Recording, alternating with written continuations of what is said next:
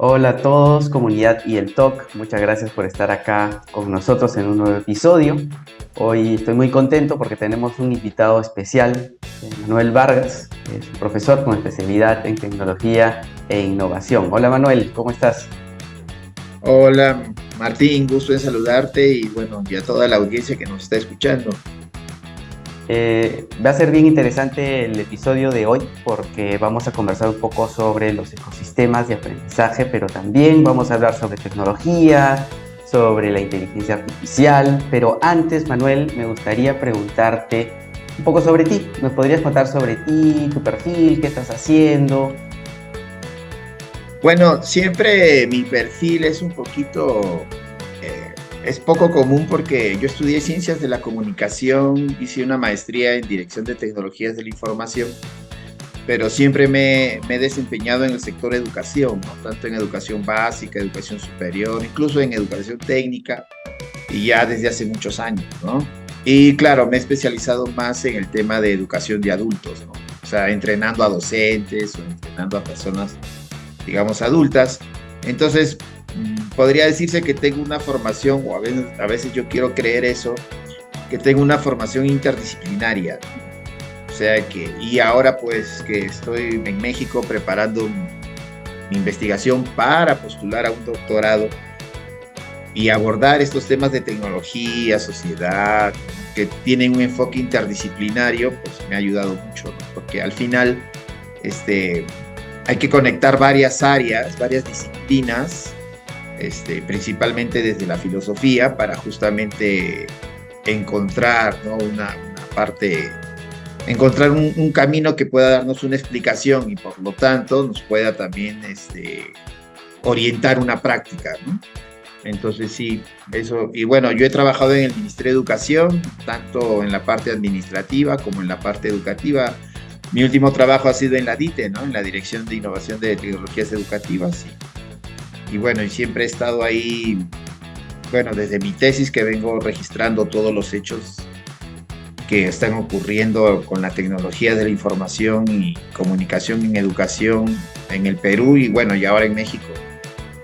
Y estoy en eso, o sea, estoy avanzando en esa ruta. Claro, sí, pues no, la experiencia al final también te lleva por diversos caminos y qué bueno que te haya llevado justo por innovación y tecnología porque ahora están surgiendo cada vez más preguntas, ¿no?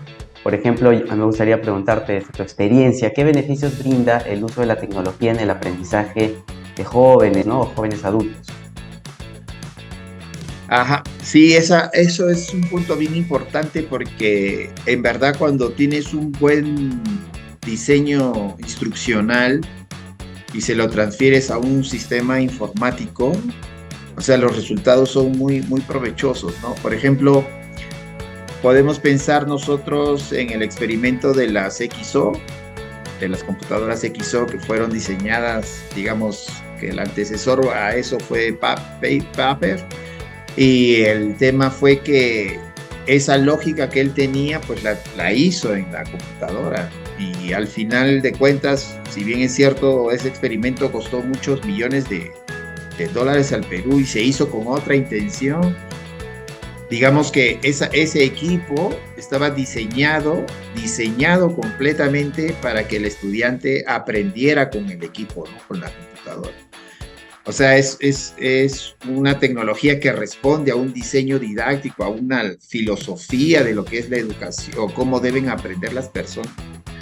Y fue hecho con esa lógica. Entonces ahí vemos una concatenación ¿no? De justamente, ¿no? De la construcción de un sistema, de una ecología del aprendizaje pensada en ese. El tema fue que, claro, o sea, esa visión de los gringos de Paper y todo eso no coincidía con la visión educativa que tenemos nosotros en el Perú, entonces mucho conflicto, ¿no? Pero a lo que voy es que ese aparato fue diseñado. Si también pensamos nosotros, por ejemplo, en todos los sistemas de simulación de nivel profesional, ¿no? Para gente muy especializada, por ejemplo, para los aviadores, por ejemplo, los simuladores, pues son una gran cosa. Entonces al final pues tienes a una persona que se ha pasado 300 horas en simulación y recién le dan algo, ¿no? O sea, su licencia o recién pasa ya a pilotar un avión. Entonces ahí es donde justamente la tecnología funciona muy bien, porque siempre y cuando pues está concatenada, está unida, vinculada con un educador, ¿no? O sea, con alguien que piensa que la educación, el aprendizaje tiene que ser de esta manera y lo instrumentaliza, ¿no?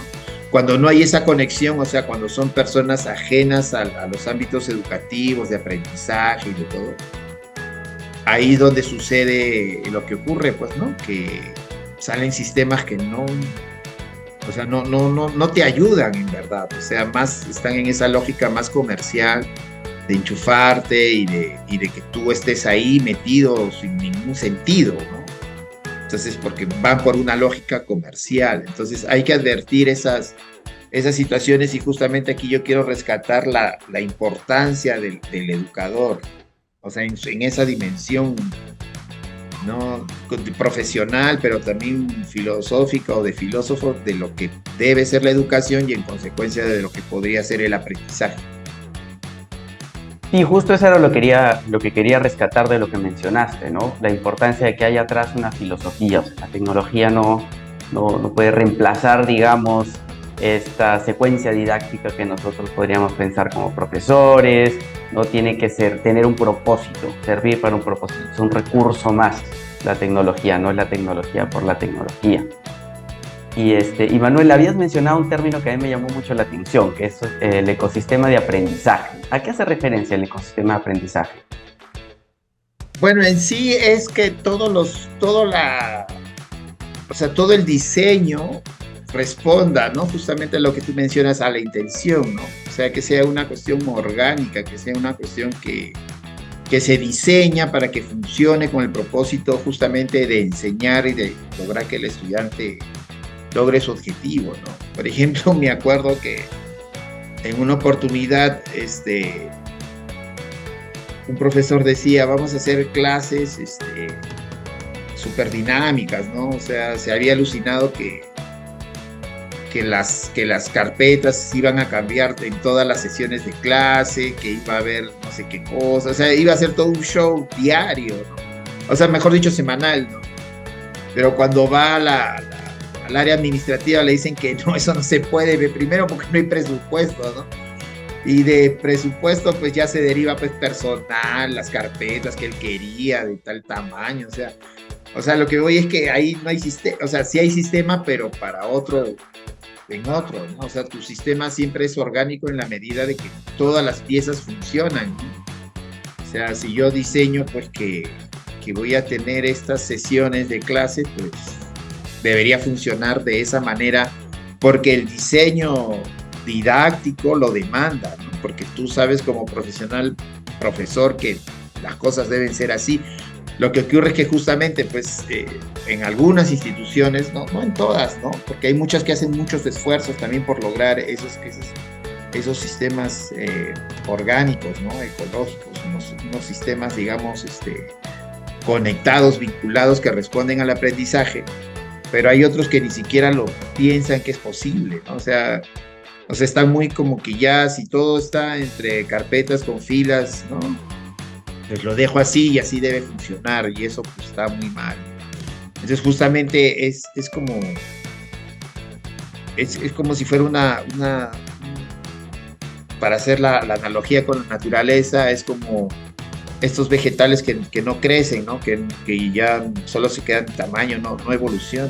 Pero digamos que la educación en sí misma, digamos, no para hablar de educación, sino para hablar de aprendizajes, todas las dinámicas didácticas que conducen a un aprendizaje tienen que ser súper dinámicas, ¿no? Porque si no, no hay pues aprendizaje, pero eso demanda pues hacia la parte que tiene que instrumentalizar, demanda pues un cambio, ¿no? Una dinámica totalmente distinta. O sea, porque si no, no funciona tu diseño. O sea, siempre así, o sea, digamos que en los sistemas escolarizados usualmente funciona así, y si no fueran escolarizados también, porque aunque yo haga mi dinámica en un parque, o sea, igual voy a necesitar inventarme cosas o resolver situaciones o poner situaciones para que el estudiante pueda aprender, porque si no, ¿cómo aprende? O sea, si no le pongo situaciones desafiantes, o sea, que ¿qué va a aprender? Pues porque justamente ahí viene, justamente por el tema que el aprendizaje es totalmente pragmático, es práctico, o sea, es un hacer, ¿no? Si no haces, no puedes aprender, pues es tan simple como eso, ¿no? O Claro. sea, claro, es simple decirlo, pero me refiero a que es muy complejo instrumentalizarlo, pero ahí está justamente el reto para todos los que vienen de administración, de logística, o sea, mucha gente de esas áreas dice, no, pues educación le pone sus carpetas y ahí, pero no, pues porque es que no hay una exigencia, ¿no? Porque si yo le dijera a uno de logística, mira, vamos a hacer esto, lo otro, aquello, así, porque así es, que se vuelve loco, ¿no? O sea, no es solamente llevar cosas de un punto A a un punto B, o sea, es como si fuera una función de teatro, o sea, es todo el escenario que tienes que cambiar y todo eso. Claro, eso es lo soñado, pero, o sea, yo he visto que se hace cosas así, ¿no? Ajá. Sí he visto, ¿no? Pero son excepciones, ¿no? No es la regla. Entonces podríamos decir que el ecosistema de aprendizaje implica todos los elementos que al final van a llevar al aprendizaje o no, ¿no? Desde las carpetas, la tecnología, el profesor, las didácticas, las actividades, no sé, el uniforme, qué sé yo. Sí, ¿no? Estoy entendiendo bien. Sí, ajá. Es que todo tiene que funcionar. Es como si tuvieras tu acuaterrario, o sea, tienes un acuaterrario, un terrario. O sea, vas a ver cómo crecen las plantas, los animales, ¿no? Los insectos, o sea, todo está en equilibrio, ¿no? Claro, y me hace mucho sentido también, porque la palabra ecosistema, justo, ¿no? El ecosistema que es, tienes el agua que pasa por un lado y los animales, y el más chiquito, el más grande se come al más chiquito, y los más chiquitos ayudan a polinizar de repente plantas, ¿no? Entonces, así también deberíamos ver el aprendizaje y encontrar esta sinergia entre todos los elementos. Claro, cuando tú lo ves ya en la escuela, es como si fuera una gran coreografía. Yo creo que esa es la mejor analogía, porque una coreografía, un baile, una danza, tiene ritmo, ¿no? Y tiene empatía y tiene sincronía.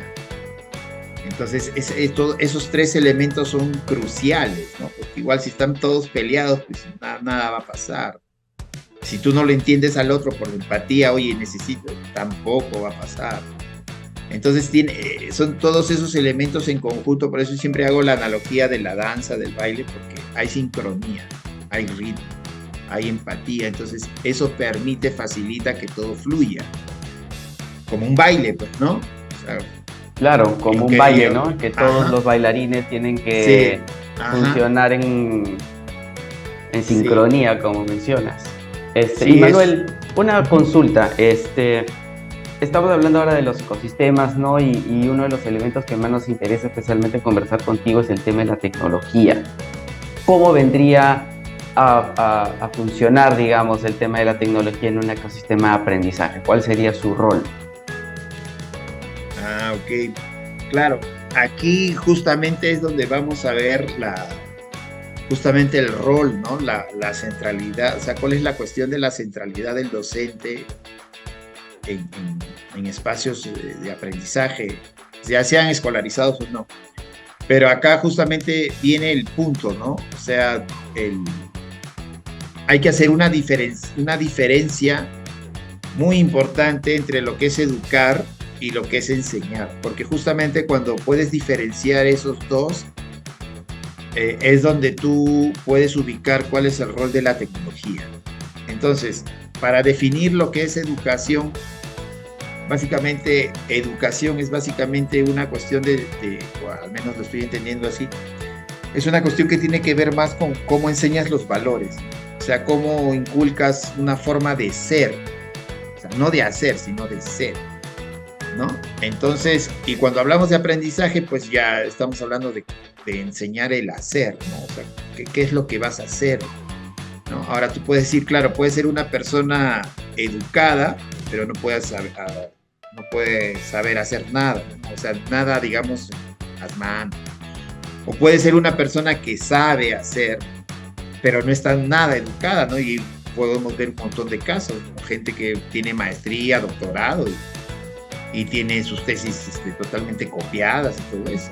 O sea, o sea, el aprendizaje no implica la educación.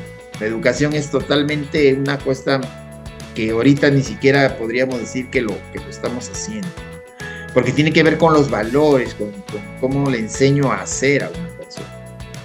Entonces las máquinas, o sea, las tecnologías actuales, estas de generación de imágenes, de texto, de texto a video, de texto a audio y todas esas, todo lo que está ocurriendo ahorita es todo para el aprendizaje, porque realmente, como hemos hablado hace un rato del tema de los simuladores, las máquinas tienen más capacidad de enseñar a más velocidad a las personas en función, porque hay una persona, o sea, un ser humano que ha diseñado esa tecnología para un determinado aprendizaje. Entonces ahí es donde entra el asunto, y el ejemplo de las XO digamos, es súper, digamos, es un ejemplo, ¿no? Porque también está... Digo, ¿no? Porque te muestra cómo justo es lo que pasó, pues ahí estaba el problema, ¿no? Claro, entonces tú puedes aprender con una máquina, con o sin la necesidad de un profesor necesariamente, en tanto ese diseño ha sido hecho por educadores, ¿me dejo entender? O sea, el tema es si participan los educadores en el diseño de esas herramientas. Si participan, pues puedes dejar al adolescente, al joven interactuando, porque está garantizado que hay una visión educativa, de aprendizaje. Ahora, claro, una visión que se instrumentaliza en un software, en una máquina, obviamente tiene pues la visión educativa, ¿no? Porque también se están transmitiendo valores a ese diseño tecnológico. Entonces también te están educando de cierta manera cuando tienes un aspecto, ¿no? Por ejemplo, retornando al tema de las XO, te educaba, o sea, tenía el valor, o sea, el valor moral, digamos, de que tú podías aprender, o sea, que un niño podía aprender sin la asistencia permanente de un profesor. Aprender, no digo educar. Y eso sí era posible, o sea, de hecho los estudios que hizo Grade, que fueron 4 o 5 que sacó, los primeros que salieron decían que los estudiantes estaban aprendiendo cosas, o sea, temas, aspectos que no estaban considerados en los diseños curriculares nacionales. Entonces claro, porque esto está hecho con otra lógica. ¿Tú crees que Paper va a estar leyendo el diseño curricular del Perú? Pues o sea, los gringos, esos locos, ni nada, o sea, no, dicen esto es y esto es, ¿no? O sea, y ahí justamente es esta discusión, ¿no? De qué tan dependientes somos de esos aspectos tecnológicos que vienen ya con su función, con su visión filosófica de que así tienes que funcionar. Pero en fin, pero retornando al tema, o sea, ahí puedes tú decir, sí, puede aprender, pero educar solo va a poder educar un ser humano a otro ser humano. Hoy por hoy las tecnologías no pueden educar porque son máquinas que no tienen conciencia, o sea, no tienen moral, o sea, no tienen nada. De hecho, la tecnología que tanto impresiona hoy día solamente es una concatenación de las probabilidades de respuesta que tú tienes en función de lo que has escrito. O sea, la máquina ni siquiera sabe, o sea, porque no tiene conciencia ni nada de eso, o sea, que solo te está diciendo lo que, ¿no? En probabilidad es lo más exacto que se acerca a eso. Claro, obviamente eso es recontra sofisticadísimo, o sea, no es tan sencillo como lo explico, pero es algo como eso, ¿no? O sea, es eso, ¿no? O sea, te parece que te conversa, pero no te está conversando nada, solo te está arrojando las respuestas próximas, comunes, cotidianas, que se asocian con la pregunta que has hecho y que tienen cierta, digamos, veracidad con lo que tú crees, ¿no? Y justamente eso ocurre porque a veces se han detectado un montón de casos cuando estas aplicaciones de generación de texto como ChatGPT o otras tantas te dan ahí es donde salen que te dan versiones falsas, ¿no? Información que no existe, ¿no? Que es inexistente. justamente porque solamente te está dando probabilidades, o sea, no lo está validando con nada, porque tiene cierta información también limitada y todo eso, o sea, tampoco es que sea la parafernalia. El detalle es, la pregunta que surge aquí es, ¿en qué momento las computadoras, o sea, estos sistemas, están en camino a volverse conscientes? Pero eso, claro, va a pasar en algún momento de aquí a 80 años. Pero cuando llegue ese momento, los sistemas de este tipo podrán educar, o sea, enseñar, ya enseñan. Entonces eso ya no está en discusión. La discusión, digamos, en cuestiones ya más densas es computadoras sistemas, ¿no?, digitales, si llegan a tener conciencia, ¿podrán educar a los seres humanos? Esa es la pregunta. Claro. Para eso todavía falta un buen de tiempo, ¿no? Bueno, no sabemos, ¿no? Tampoco. Pueden ser 80, pueden ser 100 años, pueden ser 25. Sí. O sea, claro, no sabemos con exactitud, pero el tema aquí, cuando tú te preguntas, estas máquinas, pues ahorita ni preocuparte porque, o sea, en el sentido de que no son conscientes, o sea, no tienen conciencia, o sea, ahorita el tema de la conciencia hacia las computadoras, sí, porque hay algunos artículos que han aparecido diciendo, ¿no? Por ejemplo, como este ingeniero de Google que dijo, ¿no? La máquina ya es consciente, ¿no?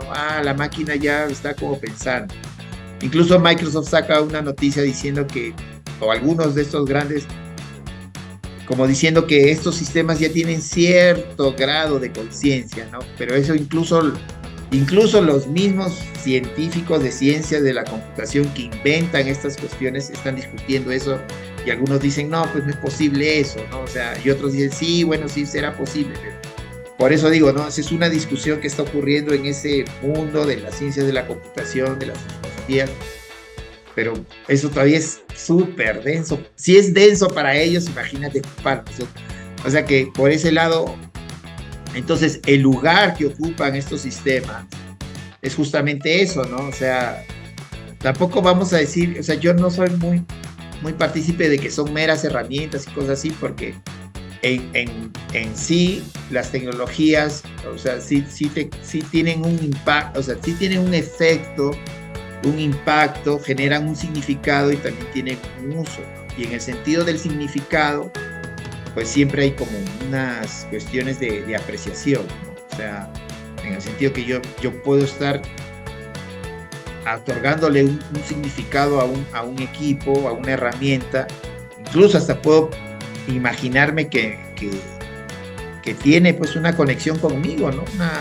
Una conexión, pero ahí hay un significado personal, y por eso no tenemos que dejar digamos, no tenemos que dejar, digamos, la cuestión del significado aparte, porque esas significaciones pueden distorsionarnos a nosotros en función de que podemos estar pensando que la realidad es otra. ¿Podrías darnos un ejemplo como para entender un poco más? Sí, por ejemplo, en el sentido de, digamos, TikTok, ¿no? TikTok ahorita es una herramienta súper popular entre adolescentes y todo eso.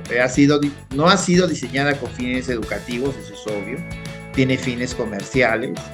Entonces, ahí se está generando, si tú le preguntas ahora una relación entre quien usa TikTok, un estudiante que usa TikTok, y esa tecnología, y con el dispositivo celular y todo eso, o sea, el estudiante, si tú le preguntas por el significado que tiene TikTok para ellos, lo que va a decir, pues TikTok es mi vida, TikTok esto, TikTok lo otro, ¿no? Porque están generando un significado.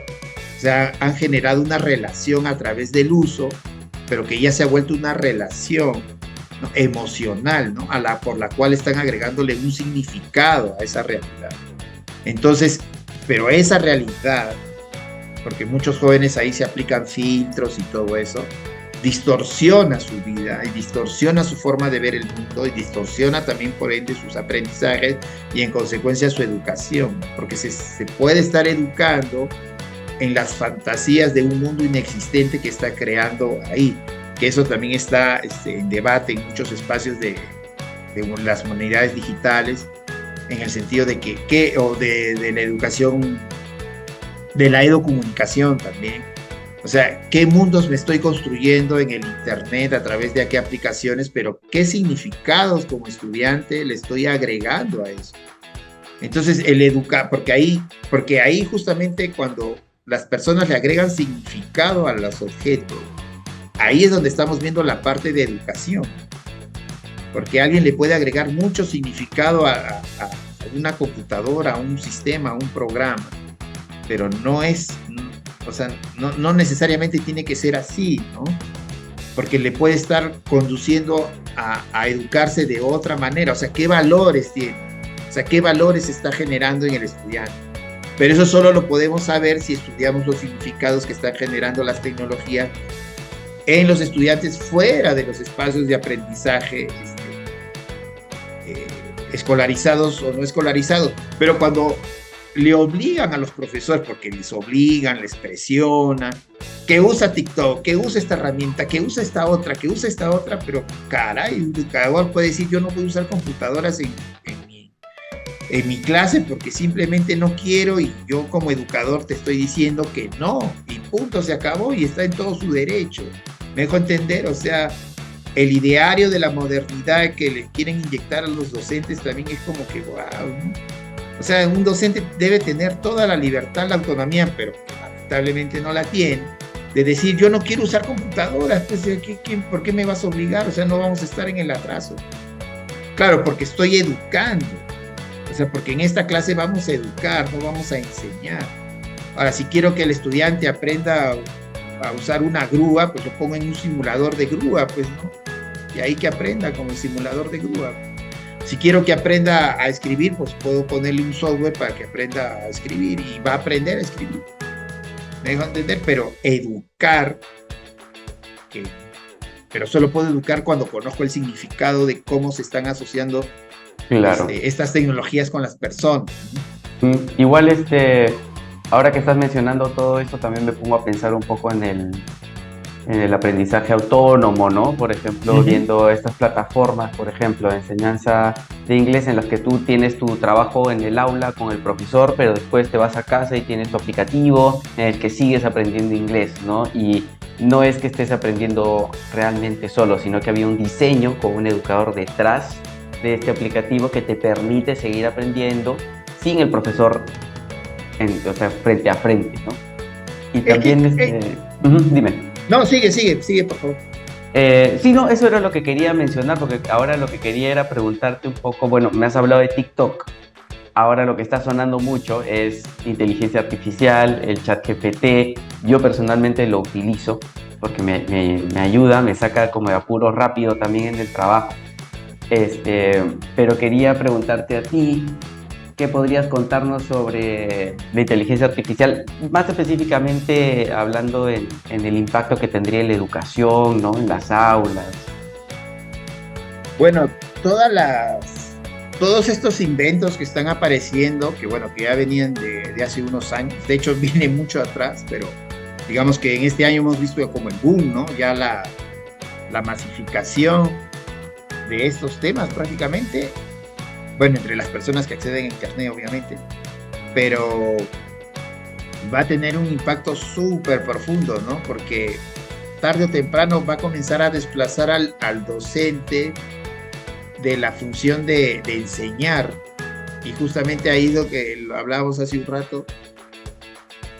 O sea, si yo tenía la función de enseñar más la función de educar, entonces me van a quitar la función de enseñar, porque te van a quitar la función de enseñar. O sea, eso ya no, eso ya no es discusión.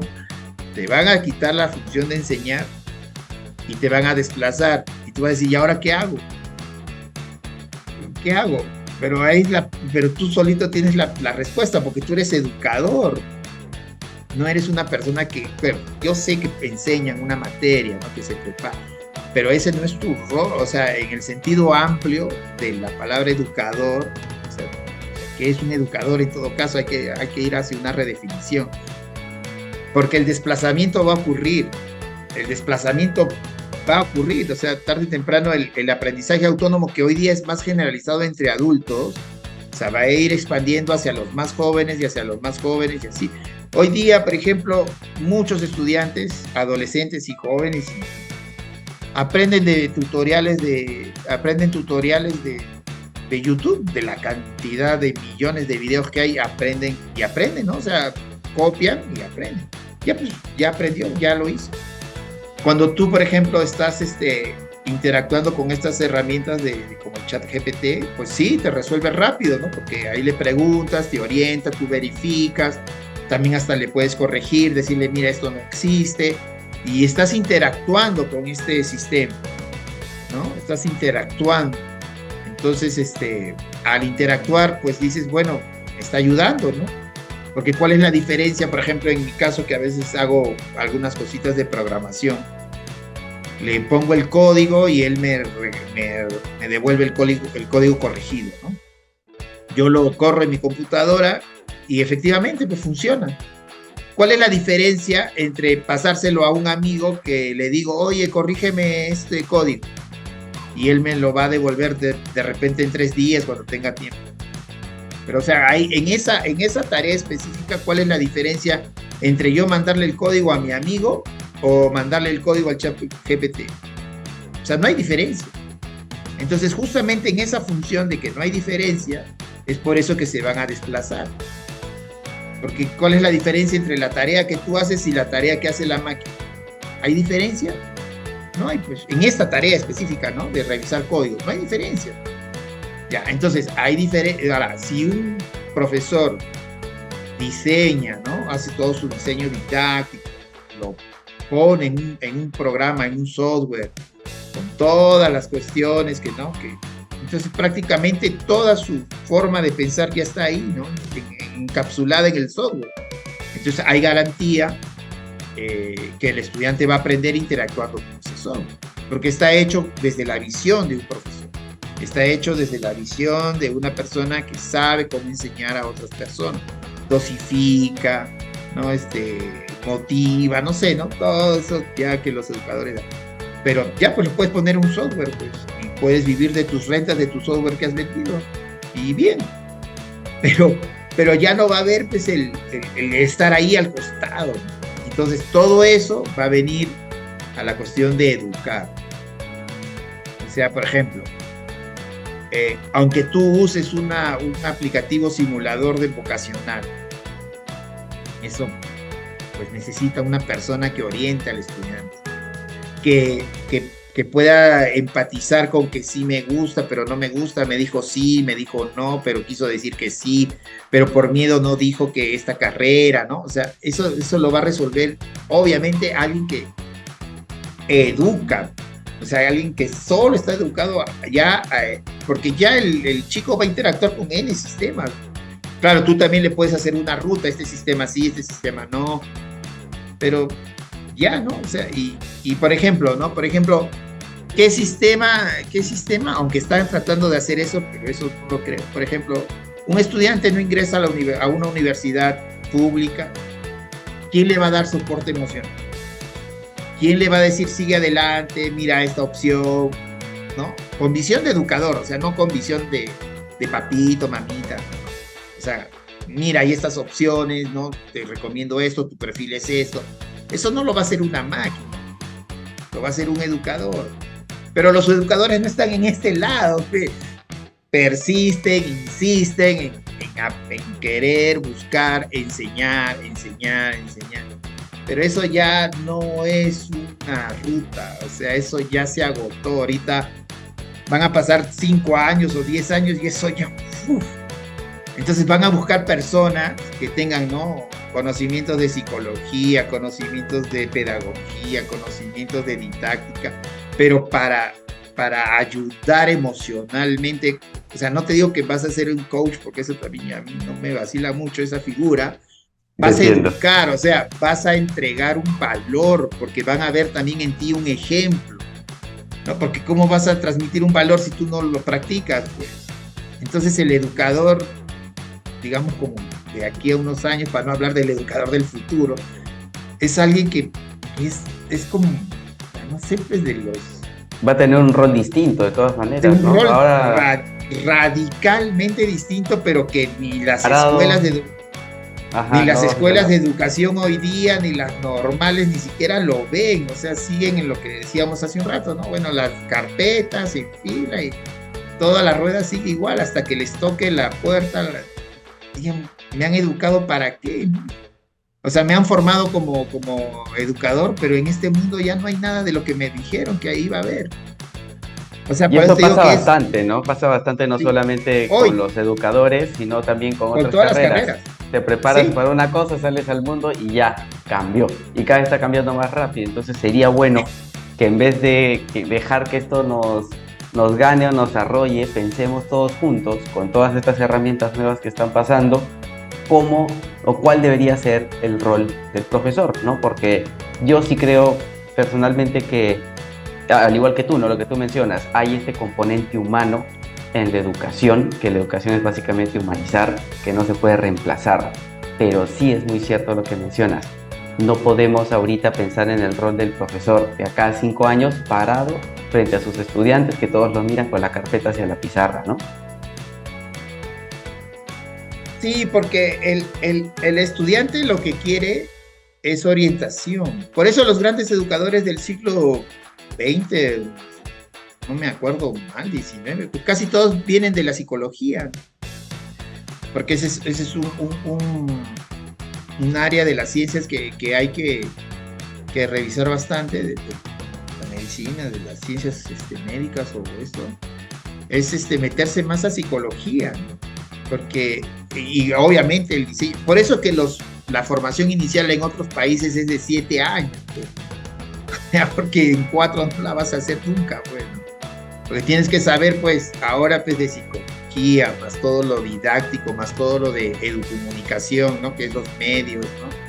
Y no sé qué otra, o sea, son como 4 áreas disciplinarias que un educador debería tener en su formación inicial.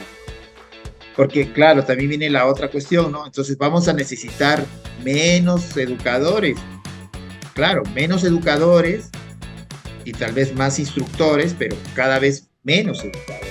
O sea, en esta dimensión que te estoy comentando, ¿no? Entonces después dices, no, pero si casi, o sea, si un porcentaje grande de personas que no ingresan a las universidades públicas se van a educación también. Entonces tenemos ahí una cuestión, pero entonces estamos como en una situación Un punto de inflexión, digamos, ¿no? Eso, en el que van a haber eso, cambios sí. grandes. Para no decir una palabra que a mí me gusta mucho, pero no la quiero mencionar porque ya, ¿para qué lo vamos a decir? Pero sí hay que poner alertas, ¿no? O sea, sí hay que decir, oye, algo está pasando y tenemos que prepararnos, o sea, de una manera distinta, ¿no? O sea, y eso justamente es interesante, ¿no? O sea, que profesores se agrupen, o sea, un llamado a la acción para que los profesores se agrupen, se junten. Yo sé que es muy complicado porque tienen 2, 3 actividades, a veces no tienen tiempo para reunirse, pero, o sea, que lo piensen, ¿no? O sea, realmente, si van a querer estar, pues, reúnanse, júntense, estudien en grupos, lean, pregunten, llamen a quien ellos creen que saben más, o sea, siempre hay, ¿no? O sea, siempre hay gente dispuesta a colaborar, y ya, o sea, es porque hay que tomar iniciativa, o sea, prepararse por cuenta propia, ¿no? Para justamente tener algo que decir cuando en sistemas escolarizados, centralizados, te dicen una cosa, pero a nivel o sea, a nivel técnico, pedagógico, didáctico, ¿cómo le discutes? Justamente, pues si estuvieras más preparado, pues, ¿no? Y en grupo hacen fuerza, entonces pueden tener sus propias propuestas, ¿no? De hecho, siempre se incentiva que las escuelas tengan sus propias propuestas, ¿no? Lo que ocurre es que a veces no están como bien sustentadas, o no sé, bueno, pero el asunto es que reunirse, estudiar por su cuenta propia, leer, pedir ayuda, o sea, oye, invítanos, oye, ven, porque hay un grupo de profesores, queremos aprender, ¿no? Ya, o sea, no tiene que costar, digamos, ¿no? Porque al final solo son conversaciones. Pero Claro. sí, es importante que los profesores estudien lo que ellos quieren estudiar, aparte, bueno, de lo que siempre viene de los sistemas centralizados escolarizados, pero que vean, ¿no? Más, o sea, que vean también más áreas disciplinarias, ¿no? ¿Qué está pasando en ciencias de la computación? ¿Qué está pasando en la psicología? ¿Qué está pasando en N áreas, ¿no? Porque todas las áreas van a estar impactadas, todas Sí, las áreas. el mundo entero, ¿no? En general creo que todo... Ajá. Porque yo justo quería hacerte esta pregunta, ¿no? Quería preguntarte, ¿qué le recomendarías tú a los profesores, ¿no? Para fortalecer sus ecosistemas de aprendizaje. Pero y ahora creo que me has dado una respuesta muy interesante, que es júntense, estudien, prepárense, reflexionen, ¿no? Que no te gane, que el cambio no te avasalle, digamos, sino que tú ya estés preparado y tú inclusive puedas pensar en cómo formar. A mí me suena mucho el tema, una palabra que a mí me gusta personalmente mucho es la de comunidad. Comunidades de aprendizaje, comunidades de profesores que se juntan, que discuten, que hablan. De hecho, ese es como uno de los motivos por los cuales nace esto. Entonces estoy 100% de acuerdo, si no más, en lo que estás mencionando. Eso es lo que nos toca ahora como profesores. Adelantarnos, ¿no? Juntarnos, prepararnos. Bueno, Manuel, muchísimas gracias por tu tiempo el día de hoy. La conversación a mí me ha dejado con muchas preguntas, muchos conflictos, pero muchas ganas también de juntarme con otros profes, de conversar con otros profesores. Y nada, espero que te tengamos como invitado pronto otra vez. Muchas gracias, Martín. Claro, cuando gusten, bueno, yo siempre voy a donde me invitan, así que no hay problema. Siempre dispuesto a poder explorar, conversar, dialogar con todos los profesores, sí, siempre conversar. Es que conversar es una práctica que se está dejando de lado. A veces dicen, qué ocioso es que estén conversando. No, o sea, nunca es ocioso conversar. Es más, hay que defender siempre el espacio para conversar, para discutir, para llevar a cabo ideas, para intercambiar ideas, puntos de vista, ¿no? Justamente lo peor que puede pasar es que no se conversen, que no se dialoguen. O sea, eso es tan natural, o sea, y bueno, pues, muchas gracias, Martín, muchas gracias. Gracias Realmente. a ti, Manuel. Gracias a ti y gracias a toda la comunidad TL Talk por seguir escuchándonos. Así que ya saben, a juntarnos, a repensar el rol del docente, porque se vienen cambios, ¿no? Y es inevitable. Y de repente los cambios también van a ser para bien, ¿no? Repensemos las cosas nuevamente y hasta un próximo episodio. Muchísimas gracias. Hasta luego.